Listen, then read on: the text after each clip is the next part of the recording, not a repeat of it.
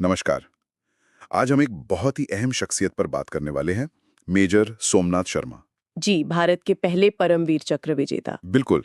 हम मतलब आज समझने की कोशिश करेंगे उनकी कहानी, उनकी बहादुरी और वो जो 1947 का मुश्किल वक्त था। हाँ, खासकर कश्मीर संघर्ष के दौरान। जी।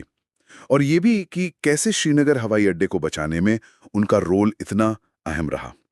सिर्फ 24-25 साल की उम्र और ऐसा बलिदान। यकीनन प्रेरणादायक है। ये बातचीत जो भी जानकारी उपलब्ध है उसी पर आधारित होगी। तो शुरू करते हैं उनकी पृष्ठभूमि से। जरूर। मेजर सोमनाथ शर्मा जन्म 31 जनवरी 1923। उनके पिता खुद मेजर जनरल थे अमरनाथ शर्मा। अच्छा, फौजी परिवार से थे। जी हाँ, और इन्हें कमीशन मिला 22 फरवरी 1942 को, पहले 19वीं हैदराबाद रेजिमेंट में और फिर वो 4थी बटालियन कुमाऊं रेजिमेंट यानी 4 कुमाऊं का हिस्सा बने। हाँ।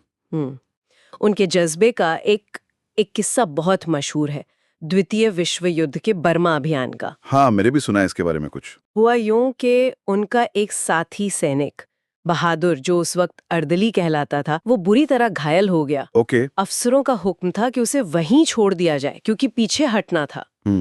लेकिन मेजर शर्मा अड़ गए। उन्होंने उसे अपने कंधों पर उठाया और कहा, मैं उसे पीछे नहीं छोड़ूंगा। सच में? अफसरों के हुक्म के खिलाफ। हाँ। और वो उसे सुरक्षित वापस लेकर आए। ये दिखाता है कि वो किस तरह के लीडर थे, अपने लोगों के लिए कितना सोचते थे। ये वो जज्बा है जो फौज में आज भी है, अपने साथी को पीछे नहीं छोड़ना। बिल्कुल सही। ये उनके किरदार को, उनके नेतृत्व को दिखाता है और शायद यही जज्बा 1947 में कश्मीर में भी काम आया होगा। हाँ बिल्कुल।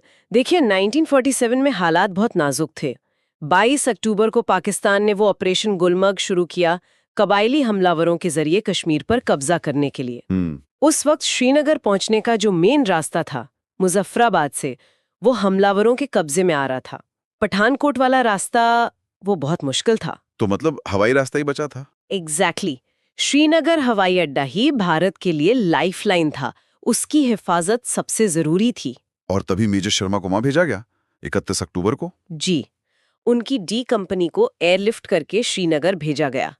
और दिलचस्प बात यह है क्या कि उस वक्त उनके हाथ में फ्रैक्चर था। हॉकी खेलते हुए चोट लगी थी, प्लास्टर चढ़ा हुआ था। अरे, मतलब वो टेक्निकली लड़ाई के लिए फिट नहीं थे। नहीं थे। तकनीकी तौर पर उन्हें सक्रिय ड्यूटी पर नहीं होना चाहिए था। फिर भी वो गए। कमाल है। हाँ, उन्होंने खुद जोर दिया, कहा कि मैं अपने आदमियों को किसी और से बेहतर जानता हूं और अगर वो लड़ने जा रहे हैं तो मैं उनके बिना नहीं जाऊंगा। वाह, ये होती है लीडरशिप। बिल्कुल। तो वो श्रीनगर पहुंचे और फिर उन्हें बडगाम भेजा गया। बडगाम, ये जगह क्यों इतनी महत्वपूर्ण थी? बडगाम गांव जो है वो श्रीनगर हवाई अड्डे से मुश्किल से 5 किलोमीटर दूर एक ऊंची जगह पर है। वहां से पूरे हवाई एयरफील्ड पर और आसपास के रास्तों पर नजर रखी जा सकती थी। स्ट्रेटेजिक लोकेशन थी मतलब। बिल्कुल। और खबर ये थी कि दुश्मन के लश्कर, करीब 1000 हमलावर, छोटे छोटे ग्रुप्स में उसी तरफ बढ़ रहे थे।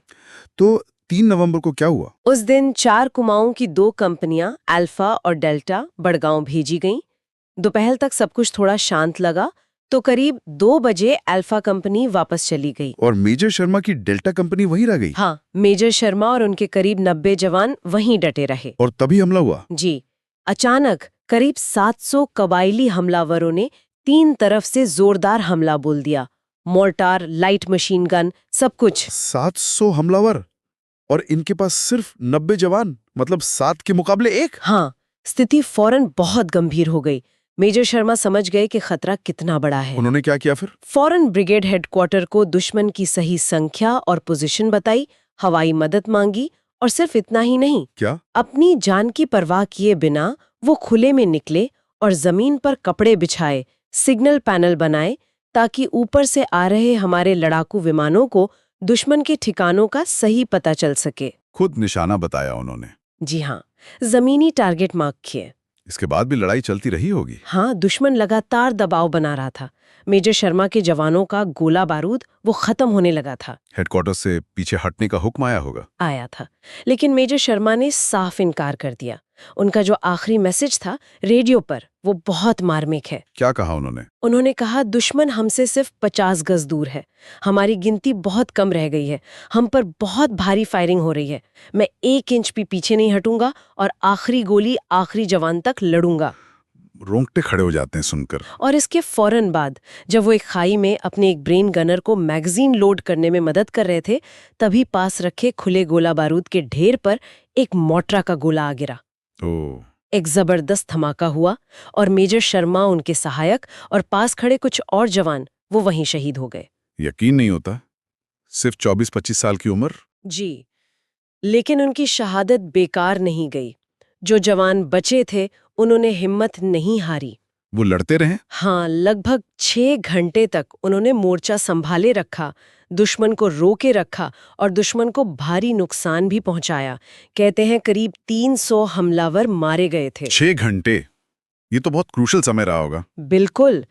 इसी 6 घंटे की मोहलत में भारतीय सेना को और सैनिक श्रीनगर भेजने का वक्त मिल गया। अच्छा। हाँ, और सैनिक हवाई अड्डे पर उतारे जा सके। हवाई अड्डा और शहर दोनों सुरक्षित हो गए। तो कह सकते हैं कि मेजर शर्मा और उनके जवानों ने श्रीनगर को बचा लिया। हाँ, बिल्कुल, उन्होंने अपनी जान देकर श्रीनगर को बचाया था। और इसी असाधारण बहादुरी के लिए उन्हें मरणोपरांत भारत का पहला परमवीर चक्र दिया गया। जी, और उनकी बटालियन 4 कुमाऊं को बैटल ऑनर श्रीनगर से नवाजा गया। तो संक्षेप में, मेजर सोमनाथ शर्मा का नेतृत्व, वो हिम्मत जो उन्होंने दिखाई और श्रीनगर की रक्षा में उनका जो निर्णायक योगदान था, वो वाकई बेमिसाल है। हाँ, बिल्कुल। और ये सोचने पर मजबूर करता है ना कि जब कोई व्यक्ति अपनी ड्यूटी की सामान्य अपेक्षाओं से इतना ऊपर उठ जाता है, तकनीकी रूप से अनफिट होते हुए भी मोर्चे पर डट जाता है, तो ये निस्वार्थ बलिदान हमें लीडरशिप, प्रतिबद्धता, इन सब के बारे में क्या सिखाता है? सही बात है। क्या ऐसी कहानियां आज भी वीरता को उसी तरह परिभाषित करती हैं? एक सवाल है जिस पर सोचना चाहिए। जी बिल्कुल।